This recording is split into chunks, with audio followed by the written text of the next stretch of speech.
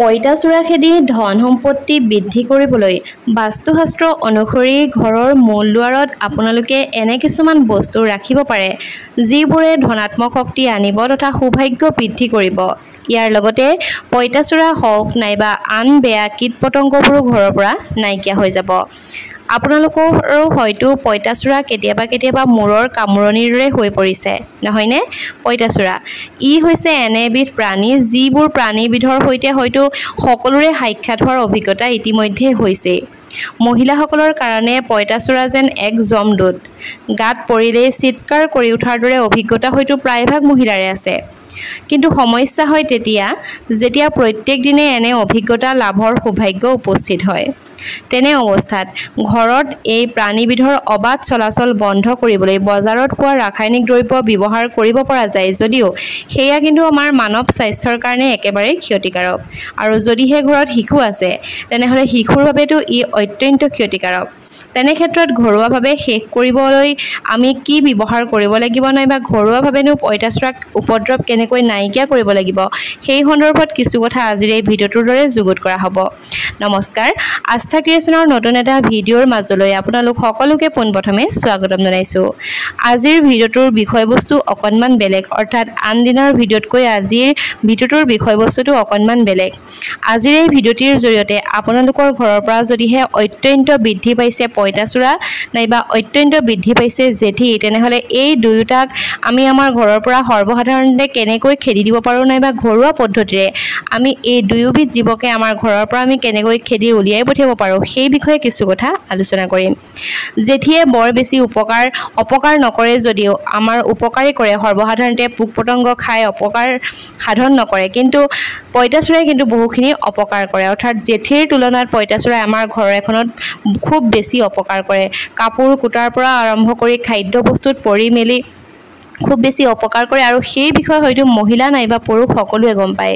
গতিকে আজিৰ এই ভিডিঅ'টিৰ জৰিয়তে জেঠী আৰু পইতাচোৰা আপোনালোকে ঘৰৰ পৰা খুব সহজতে কেনেকৈ খেদি দিব পাৰিব সেই সন্দৰ্ভত ভিডিঅ'টো যুগুত কৰিম। গতিকে ভিডিঅ'টি স্কিপ নকৰাকৈ শেষলৈকে চাই থাকিব আৰু আজিৰ এই ভিডিঅ'টো অনুগ্ৰহ কৰি আপুনি আপোনাৰ বন্ধুবৰ্গৰ লগত নিশ্চয়কৈ শ্বেয়াৰ কৰিব।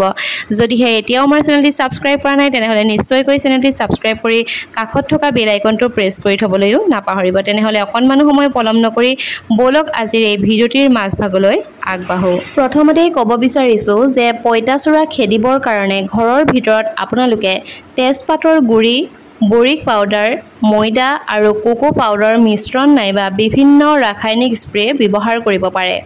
ঘৰ পৰিষ্কাৰ পৰিচ্ছন্নকৈ ৰাখিবই লাগিব। বিশেষকৈ পাকঘৰ আৰু বাথৰুম এই দুয়োটা ঠাই যাতে সুন্দৰ হৈ থাকে নাইবা পৰিষ্কাৰ হৈ থাকে, কাৰণ এই দুয়োটা ঠাইতে পইতাচোৰাৰ বংশ বৃদ্ধি অধিক হয়। বাথৰুম আৰু পাকঘৰটো আপোনালোকে নিশ্চয়কৈ সুন্দৰকৈ অৰ্থাৎ চাফ চিকুণকৈ ৰাখিবলৈ চেষ্টা কৰক। তেজপাতৰ গোন্ধ পইতাচোৰাই সহ্য কৰিব নোৱাৰে। য'ত পইতাচোৰা বেছিকৈ দেখা পায় সেই ঠাইডোখৰতে আপোনালোকে তেজপাতৰ গুড়ি অকণমান ছটিয়াই দিব পাৰে। বৰিক পাউডাৰ এচামুচ পাউডাৰ ল'ব আৰু এচামুচ কোকো পাউডাৰ আৰু 2 চামুচ ময়দা একেলগে মিশ্ৰণ কৰি সেই পইতাচোৰা থকা ঠাইলৈ থৈ দিয়ক আৰু এই মিশ্ৰণটোৱে দেখিব খুব কম সময়ৰ ভিতৰতে পইতাচোৰা খেদিবলৈ সহায় কৰিব। পৰিষ্কাৰ পৰিচ্ছন্নতা খুব বেছি গুৰুত্বপূৰ্ণ, কাৰণ ঘৰৰ কোণ নাইবা পাকঘৰ আৰু বাথৰুম পইতাচোৰাৰ সমস্যা প্ৰত্যেকখন ঘৰৰে সমস্যা। ঘৰৰ বাথৰুম আৰু পাকঘৰত পইতাচোৰা সৰ্বসাধাৰণতে দেখা পোৱা যায়। প্ৰথমতে এটা পইতাচোৰা আহি তাৰপিছত অতি খুব সোনকালে গোটেই ঘৰটোতে পইতাচোৰা বিয়পাই দিয়ে, অৰ্থাৎ খুব কম সময়ৰ ভিতৰতে ইহঁতে বংশ বৃদ্ধি কৰে। পইতাচোৰাবোৰ কেতিয়াবা আনকি পাকঘৰত ৰখা খাদ্য সামগ্ৰীৰ ওচৰলৈ ওলায়। ই সুস্থ মানুহজনকো ৰোগীয়া কৰি দিব পাৰে। পইতাচোৰাৰ ফলস্বৰূপে ব্যক্তি এজনৰ সংক্ৰমণ আৰু খাদ্যৰ বিষক্ৰিয়াৰ দৰে সমস্যা হ'ব পাৰে। কিন্তু কিছুমান উপায়েৰে আমি পইতাচোৰাবোৰকো কিন্তু ঘৰখনৰ পৰা খেদি পঠাব পাৰোঁ নাইবা পইতাচোৰাৰ পৰা আমি ঘৰখনক ৰক্ষা কৰিব পাৰোঁ। শুনিবলৈ বেয়া হ'লেও কিন্তু ক'বই লাগিব যে লেতেৰা নাইবা জাবৰ জোঁথৰ গোটাই থোৱা ঠাইতে নাইবা পৰিষ্কাৰ পৰিচ্ছন্ন হৈ নথকা ঠাইতে পইতাচোৰাই বংশবৃদ্ধি খুব সোনকালে কৰে আৰু সেই ঠাইৰ পৰা আপোনালোকে যিখন ঘৰ সদায় চাফ চিকুণ কৰে সেই ঠাইলৈ পইতাচোৰাবোৰ উৰি আহে। ইয়াৰ কাৰণে আপোনালোকে পৰিষ্কাৰ পৰিচ্ছন্নতা হোৱাটো খুবেই দৰকাৰ। লাগিলে যদিহে আপোনালোকে লেতেৰাকৈ থাকে তেনেহ'লে আপোনালোকৰ ঘৰত পঁইতাচোৰাই বাহ ল'বই আৰু তেতিয়া আপোনালোকে যিমান ৰাসায়নিক দ্ৰব্যই নহওক কিয় ঘৰুৱাভাৱে ব্যৱহাৰ কৰিলেও কিন্তু পঁইতাচোৰা নকমে। যদিহে আপোনালোকে ঘৰখন সুন্দৰকৈ চাফ চিকুণকৈ ৰাখে তেনেহ'লে পঁইতাচোৰা কিন্তু নিজে নিজেই নাইকিয়া হৈ যাব পাৰে। ইয়াৰ কাৰণে আপোনালোকে ঘৰুৱা উপায়ৰ ভিতৰত প্ৰথমে কৈছোঁ বেকিং ছ'ডা। বেকিং ছ'ডাৰ সহায়ত পঁইতাচোৰা আঁতৰ কৰাটো আটাইতকৈ সহজ। বাথৰুমৰ নলা আৰু পাকঘৰৰ বেচিনৰ চাৰিওকাষে বেকিং ছ'ডা আপোনালোকে ছটিয়াই দিয়ক যাতে পঁইতাচোৰাবোৰ আঁতৰ কৰিব পৰা যায়। পঁইতাচোৰাবোৰে বেকিং ছ'ডাৰ গোন্ধ একেবাৰে ভাল নাপায়। এইটোৱে পঁইতাচোৰাক নলাৰ পৰা বাহিৰলৈ নুলিয়াই তাৰ পাছত 7 আৰু 4 ঘণ্টাৰ পিছত একাপমান কুহুমীয়া পানী লৈ ইয়াত 2 চামুচ বেকিং ছ'ডা মিহলি কৰক আৰু এই মিশ্ৰণখিনি নলাত দি দিব লাগে আৰু পঁইতাচোৰাবোৰ খুব সোনকালে তেতিয়া মৰি যাব। অৰ্থাৎ আপোনালোকৰ বাথৰুমৰ যি নলা নাইবা বেচিনৰ যি নলা আছে সেই নলাডালত আপোনালোকে বেকিং ছ'ডা অকণমান আৰু পানী মিহলাই পেলাই দি দিব। তেতিয়া দেখিব যদিহে তাত পঁইতাচোৰা সোমাই থাকে তেনেহ'লে সেই পঁইতাচোৰাবোৰ খুব সোনকালে মৰি যাব। ইয়াৰ পিছতে হৈছে বৰিক এচিড। দৰাচলতে বৰিক এচিডৰ সংস্পৰ্শলৈ অহাৰ বাবে পঁইতাচোৰাৰ ভৰি আৰু পাখি লাগি ধৰে। আনকি যদিহে পঁইতাচোৰাই বৰিক এচিড খায় তেতিয়া পঁইতাচোৰাযোৰ মৰি যায়। বাথৰুমৰ নলা আৰু পাকঘৰৰ বেচিনৰ ওচৰত বৰিক পাউডাৰ যদিহে আপোনালোকে ছটিয়াই থয় তেনেহ'লে পঁইতাচোৰাবোৰ আঁতৰ কৰিব পৰা যায়। ইয়াৰ পাছতে হৈছে ঘৰতে উপলব্ধ ভিনেগাৰ। ঘৰৰ পৰা পঁইতাচোৰা আঁতৰাবলৈ আপোনালোকে বগা ভিনেগাৰ আৰু পানী সমান পৰিমাণে মিহলি কৰি তাৰ পাছত এই মিশ্ৰণখিনি নলাত ঢালি দিব লাগে। ভিনেগাৰৰ গোন্ধই সকলো পঁইতাচোৰা পলাই যাব আৰু নলাৰ মাজেৰে নতুন পঁইতাচোৰা সোমাই নাহে। ইয়াৰ পাছতে হৈছে গৰম পানী। গৰম পানীটো সকলোৰে ঘৰত উপলব্ধ নাইবা খুব কম সময়তে সহজলভ্য। পঁইতাচোৰাৰ পৰা পৰিত্ৰাণ পাবলৈ আপোনালোকে নলাৰ মাজভাগতো উতলা পানী ঢালি দিব পাৰে। ইয়াৰ ফলস্বৰূপে ই নলাৰ ভিতৰত জমা হোৱা ময়লা পৰিষ্কাৰ কৰিব। মাজে মাজে নলাত গৰম পানী এনেও ঢালি থাকিব লাগে কাৰণ যদিহে আপোনালোকৰ সেই নলাডাল লেতেৰা হৈ থাকে তেনেহ'লে পানীবোৰ যাবলৈ কষ্ট হয় আৰু তেতিয়া সেই তাতেই মানে পঁইতাচোৰাৰ বংশবৃদ্ধি কৰে। গতিকে মাজে মাজে যদিহে আপোনালোকে সেই নলাত গৰম পানী ঢালি থাকে তেতিয়াহ'লে খুব কম সময়ৰ ভিতৰতে সেই নলাডালো চাফ কৰিব আৰু যদিহে লেতেৰাৰ বাবে পঁইতাচোৰা বৃদ্ধি হৈছে তেনেহ'লে গৰম পানী পৰাৰ কাৰণে পঁইতাচোৰাবোৰ মৃত্যু হ'ব। ইয়াৰ পাছতেই পঁইতাচোৰাক মাৰিবৰ কাৰণে আন এবিধ নাইবা পঁইতাচোৰাক খেদিবৰ কাৰণে আন এটা প্ৰতিকাৰ কৈছোঁ, চেনি আৰু বেকিং ছ'ডা। বেকিং ছ'ডাৰ গোন্ধ পঁইতাচোৰাই একেবাৰে সহ্য কৰিব নোৱাৰে আৰু সেই কথা ইতিমধ্যে উল্লেখ কৰিছোঁ। আনহাতে চেনি কিন্তু পঁইতাচোৰাৰ খুব বেছি প্ৰিয়। গতিকে চেনি গুড়ি কৰি সমপৰিমাণৰ বেকিং ছ'ডাৰ লগত মিহলি কৰি ঘৰৰ কোণবোৰত আপোনালোকে থৈ দিব পাৰে। প্ৰিয় চেনি খাবলৈ আহি বেকিং ছ'ডা খাই সেই পঁইতাচোৰাবোৰৰ সংখ্যা দিনক দিনে কমি যাব। ইয়াৰ পাছতে ক'লোৱে বৰিক পাউডাৰ। বৰিক পাউডাৰ 2 চামুচ ময়দা আৰু 1 চামুচ কোকো পাউডাৰৰ লগত একেলগ কৰি ঘৰৰ ভিন্ন ঠাইত আপোনালোকে লাডু বনাই থৈ দিব পাৰে। এনেদৰে পঁইতাচোৰাৰ সংখ্যা কমি যাব। ইয়াৰ লগতে হৈছে তেজপাত। আগৰ দুয়োটা উপায়তকৈ পঁইতাচোৰাৰ উপদ্ৰৱৰ পৰা বচাৰ একেবাৰে সহজ উপায়টোৱে হৈছে তেজপাতৰ ব্যৱহাৰ। তেজপাতৰ গোন্ধ পঁইতাচোৰাই একেবাৰে সহ্যই কৰিব নোৱাৰে। গুড়ি কৰি পঁইতাচোৰা অৰ্থাৎ গুড়ি কৰি তেজপাতবোৰ ঘৰত আপোনালোকে থৈ দিব আৰু ঘনকৈ ঘৰৰ কোণবোৰত ছটিয়াই দিলেও আঁতৰি যাবলৈ বাধ্য হ'ব পঁইতাচোৰা। নহ'লে আপোনালোকে আন এটা কামো কৰিব পাৰে। ঘৰ যেতিয়া মুচিব নাইবা ঘৰ যেতিয়া ঝাৰু দিব তেতিয়া তেজপাতৰ গুড়ি তাৰপিছত আপোনালোকে ঘৰত ছটিয়াই থ'ব পাৰে নাইবা চুক কোণবোৰত আপোনালোকে তেজপাতৰ গুড়ি দি ৰাখিব পাৰে। তেনেকুৱা কৰিলেও খুব কম সময়ৰ ভিতৰতে পঁইতাচোৰা ঘৰৰ পৰা কমি যাব অৰ্থাৎ সংখ্যা কমি যাব। কফি ব্যৱহাৰ কৰিব পাৰে। কফিৰ সহায়ত পাকঘৰত দৈনিক উপদ্ৰৱ চলোৱা পঁইতাচোৰাৰ পৰা সকাহ পাব পাৰে। কেফেইনে পঁইতাচোৰা হ্ৰাস কৰিব পাৰে। আপুনি অলপমান কফি লৈ কাপোৰত মেৰিয়াই কেইটুকুৰামান সৰু সৰু টোপোলা কৰি অৰ্থাৎ কাপোৰত আপোনালোকে সৰু সৰু টোপোলাত কফি ভৰাই পাকঘৰৰ চুকে কোণে থৈ দিব পাৰে। দেখিব পঁইতাচোৰাবোৰ নাইকিয়া হৈ যাব। ইয়াৰ পাছতে হৈছে নিম।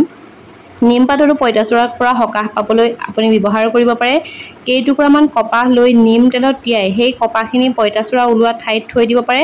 তদুপৰি আপুনি 1 চামুচ নিমৰ গুড়ি অলপমান পানীত লৈ স্প্ৰে কৰিও দিব পাৰে আৰু তেনেকুৱা কৰিলেও খুব কম সময়ৰ ভিতৰতে পঁইতাচোৰাবোৰ নাইকিয়া হৈ যাব। আৰু পঁইতাচোৰা বংশবৃদ্ধি কৰিব পৰা ঠাইডোখৰ মূলতঃ ক'লোৱে বাথৰুম নাইবা পাকঘৰ। পাকঘৰত থকা পঁইতাচোৰাৰ পৰা সকাহ পাবলৈ আপোনালোকে নিম তেল ব্যৱহাৰ কৰিব পাৰে। ইয়াৰ পাছতে হৈছে মাউথ ৱাছ। পঁইতাচোৰাৰ পৰা সকাহ পাবলৈ বেছিকৈ গোন্ধ থকা তথা মিল্ক ফ্লেভাৰ মাউথ ৱাছ ব্যৱহাৰ কৰিব পাৰে। আপুনি অলপমান পানী লৈ তাত সম পৰিমাণৰ মাউথ ৱাছ মিহলি কৰি এটা স্প্ৰে প্ৰস্তুত কৰিব পাৰে আৰু এই স্প্ৰেটো পাকঘৰত ব্যৱহাৰ কৰিব আপুনি সহজেই পঁইতাচোৰা খেদিব পাৰিব নাইবা বাথৰুমৰ চুকে কোণে আপোনালোকে সেই স্প্ৰেটো কৰি দিব পাৰে ফেব্ৰিকৰ সহায়তো আপুনি পঁইতাচোৰা পাকঘৰৰ পৰা আঁতৰাই ৰাখিব পাৰে ফেব্ৰিক পানীৰ লগত মিহলি কৰি এটা স্প্ৰে তৈয়াৰ কৰক আৰু সেই স্প্ৰেটো ৰাতি পাকঘৰত মাৰি থব ই অতি সহজে পাকঘৰৰ পৰা পঁইতাচোৰা আঁতৰ কৰিব আৰু সৰ্বসাধাৰণতে এই স্প্ৰেযুক্ত বস্তুবোৰ কৰাৰ ফলস্বৰূপে পঁইতাচোৰা আপোনালোকৰ ঘৰৰ পৰা আঁতৰি যাব কিন্তু মৰি নাযায় ইয়াৰ পাছতে হৈছে পঁইতাচোৰা আতংকৰ পৰা ৰক্ষা পাবলৈ আপোনালোকে বৰিক পাউডাৰ ব্যৱহাৰ কৰিব পাৰে সেইটো ক'লোৱেই আৰু জলকীয়াৰ স্প্ৰে ল'ব পাৰে এই স্প্ৰে ব্যৱহাৰ কৰিবলৈ আপোনালোকক কেইবিধমান সামগ্ৰী লাগিব সেইসমূহ হৈছে মহ খেদিবলৈ ব্যৱহাৰ কৰা কইল জলকীয়া নিমখ আৰু ফিটকিৰি এই স্প্ৰে তৈয়াৰ কৰিবলৈ আপুনি প্ৰথমে এটা কেৰাহীত অকণমান পানী উতলিবলৈ দিব পানীখিনি উতলাৰ লগে লগে ইয়াত কইলখিনি ভাঙি জলকীয়া আৰু ফিটকিৰিখিনি দিয়াৰ পাছত নিমখ অকণমান মিহলি কৰিব আৰু এই সকলোখিনি 15 মিনিটৰ কাৰণে উতলাই ঠাণ্ডা হ'লে ফিল্টাৰ কৰিব আৰু এতিয়া এইখিনি এটা স্প্ৰে বটলত ভৰাই থৈ দিব আৰু তেতিয়া দেখিব জেঠিও নাইকিয়া হ'ব লগতে পঁইতাচোৰা আপোনালোকৰ ঘৰৰ পৰা নাইকিয়া হ'ব ঘৰৰ পৰা জেঠি নাইকিয়া কৰিবৰ কাৰণে আপোনালোকে এটা ব্যৱস্থা কৰিব পাৰে সেইটো হৈছে নহৰুৰ তীব্ৰ গোন্ধে কিন্তু জেঠিক পাকঘৰৰ পৰা বাহিৰ কৰাত সহায় কৰিব আপোনালোকে সৰ্বসাধাৰণতে চাব জেঠিবোৰ পাকঘৰত বৰ বেছিকৈ নাথাকে অৰ্থাৎ হয়তো নহৰুৰ গোন্ধৰ কাৰণে নাথাকে জেঠি থাকিলে কিন্তু বৰ বেছি অপকাৰ নহয় গতিকে আপোনালোকে যদিহে জেঠিৰ সংখ্যা বেছি হৈছে আৰু আপুনি অশান্তি পাইছে তেনেহ'লেহে এইবোৰ কাম কৰিব যদিহে দুই এটা জেঠি আছে তেনেহ'লে নিশ্চয়কৈ আপোনালোকে ঘৰত থাকিবলৈ দিব কাৰণ জেঠিক বাস্তুশাস্ত্ৰ অনুসৰি মা লক্ষ্মীৰ ৰূপ বুলিও মনা যায় কিন্তু জেঠি সৰ্বসাধাৰণতে আপোনালোকে নামাৰিব নহৰুৰ তীব্ৰ গোন্ধে জেঠিক পাকঘৰৰ পৰা বাহিৰ কৰাত সহায় কৰিব ইয়াৰ কাৰণে আপোনালোকে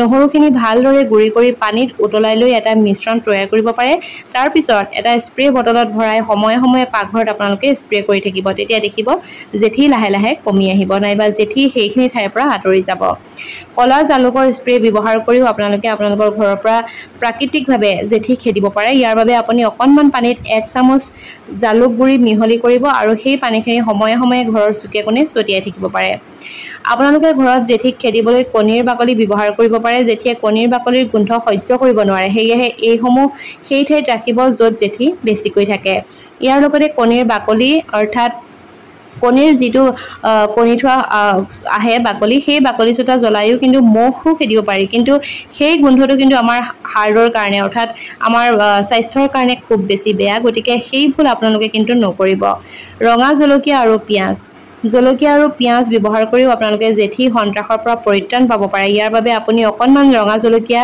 পিঁয়াজ একেলগে পিচি এটা মিশ্ৰণ তৈয়াৰ কৰি ল'ব আৰু এই মিশ্ৰণটো ৰাতি শুবৰ যোৱাৰ আগত পাকঘৰৰ চুকে কোণে ছটিয়াই দিব দেখিব তেতিয়াও জেঠিসমূহ নাইকিয়া হৈ গৈছে ইয়াৰ লগতে আপোনালোকে আন এটা কামো কৰিব পাৰে অকণমান পিঁয়াজ ল'ব আৰু তাতে নহৰু ল'ব এটা আৰু অকণমান লং তাৰ পিছতে দিব অকণমান তেজপাত আৰু এই সকলোখিনি আৰু অলপমান দিব বেকিং সোডা তথা ভিনেগাৰ আৰু যিমানখিনি ক'লো সেই সকলোখিনি মিশ্ৰণ কৰি যদিহে এটা স্প্ৰে বটলত ভৰায়ো আপোনালোকে থৈ দিয়ে তেনেহ'লে খুব কম সময়ৰ ভিতৰতে পঁইতাচোৰা আপোনালোকৰ ঘৰৰ পৰা নাইকিয়া হৈ যাব আৰু যদিহে আপোনালোকে পঁইতাচোৰা আৰু জেঠিৰ পৰা উপদ্ৰৱ পাই আছে নাইবা অশান্তি পাই আছে তেনেহ'লে নিশ্চয়কৈ এইসমূহ এবাৰ কৰি চাব এনেকুৱা হয়তো কোনো ঘৰ নাই য'ত নেকি পঁইতাচোৰা নাই পঁইতাচোৰা আমাৰ স্বাস্থ্যৰ কাৰণে অত্যন্ত ক্ষতিকাৰক ইয়াৰ দ্বাৰা পেটৰ সমস্যাৰ পৰা আৰম্ভ কৰি নানা ভয়ানক স্বাস্থ্যৰ সমস্যা হ'ব পাৰে প্ৰথমতে হৈছে ফুড পয়জনিং পঁইতাচোৰাৰ দ্বাৰা ফুড পয়জনিং হ'ব পাৰে পঁইতাচোৰাৰ চেনমুলেনা নামৰ টাইফয়েডৰ সৃষ্টিকাৰী ভাইৰাছ বিয়পায় ইয়াৰ লগতে এলাৰ্জি পঁইতাচোৰাৰ কাৰণে আপোনাৰ এলাৰ্জিও হ'ব পাৰে যাৰ ফলস্বৰূপে ছালত ৰেমেজ হাঁচি চকু পানী বোৱা আদি বিভিন্ন প্ৰকাৰৰ এলাৰ্জি আৰম্ভ হয় কাৰণ পঁইতাচোৰাৰ মুখৰ পৰা ওলোৱা লেলাৱতীৰ পৰা এইবোৰ সংক্ৰমণ হয় বেক্টেৰিয়া সংক্ৰমণ পঁইতাচোৰাই মুখ লগোৱা আহাৰত মুখেদি উলিওৱা লেলাৱতীৰ দ্বাৰা পঁইতাচোৰাৰ পেটৰ পৰা বীজাণু ওলাই যোৱা বস্তু যদিহে আপোনালোকে কেনেবাকৈ খায় তেনেহ'লে আমাৰ পাচন ক্ৰিয়াৰ সমস্যা সৃষ্টি হ'ব পাৰে ইয়াৰ লগতে এজমা পঁইতাচোৰা এজমা ৰোগীৰ শত্ৰু ঘৰত অত্যধিক পঁইতাচোৰা হ'লে ইয়াৰ লেলাৱতীয়ে সৃষ্টি কৰা এলাৰ্জি আক্ৰান্ত হৈ এজমাৰ এটেক বৃদ্ধি হোৱাৰ ফলত ৰোগীৰ প্ৰাণৰ সংশয়ো আহিব পাৰে পঁইতাচোৰাই আহাৰ নোখোৱাকৈ এমাহ জীয়াই থাকিব পাৰে কিন্তু পানী নোখোৱাকৈ এসপ্তাহো জীয়াই থাকিব নোৱাৰে ঘৰত পানীৰ পাত্ৰ আৰু পানী সাৱধানে থ'ব আহাৰ মুকলিত নথ'ব ৰাতিৰ বাহি বাচন পৰিষ্কাৰ কৰি থ'ব বজাৰত পোৱা ৰঙা হিট লক্ষ্মণ ৰেখা আৰু আন পঁইতাচোৰা মৰা ঔষধ সাৱধানেৰে ব্যৱহাৰ কৰিব পাৰে এইবোৰ উগ্ৰ ৰাসায়নিক দ্ৰব্য সাধাৰণতে ব্যৱহাৰ কৰা উচিত শৰীৰ অংগ নষ্ট পঁইতাচোৰা যদিহে ঘৰত অত্যধিক বৃদ্ধি পায় তেনেহ'লে শুই থকা অৱস্থাত ভৰিৰ আঙুলিৰ ছাল আৰু কোমল অংশত কামুৰি ঘাঁ লগাব পাৰে আৰু পঁইতাচোৰা গতিকে ইমান বেছি যিহেতু বিষাক্ত গতিকে আপোনালোকে এইবোৰ ৰাসায়নিক দ্ৰব্য তথা যিকেইটা ঘৰুৱা নিয়ম ক'লোঁ নাইবা যিকেইটা ঘৰুৱা উপায়ৰ কথা ক'লোঁ সেই উপায়সমূহ নিশ্চয়কৈ অৱলম্বন কৰিব যদিহে আপোনালোকৰ ঘৰত পঁইতাচোৰা অধিক বৃদ্ধি পাইছে। আশা কৰিছোঁ ভিডিঅ'টো চাই নিশ্চয়কৈ ভাল পালে আৰু আপোনালোকৰ বন্ধুবৰ্গৰ লগত আজিৰ এই ভিডিঅ'টো শ্বেয়াৰ কৰি দিবলৈ নাপাহৰিব। নতুন এটা ভিডিঅ'ৰ জৰিয়তে খুব সোনকালে লগ পোৱাৰ প্ৰতিশ্ৰুতিৰে আজিৰ এই ভিডিঅ'টিৰ পৰা বিদায় লৈছোঁ। ধন্যবাদ।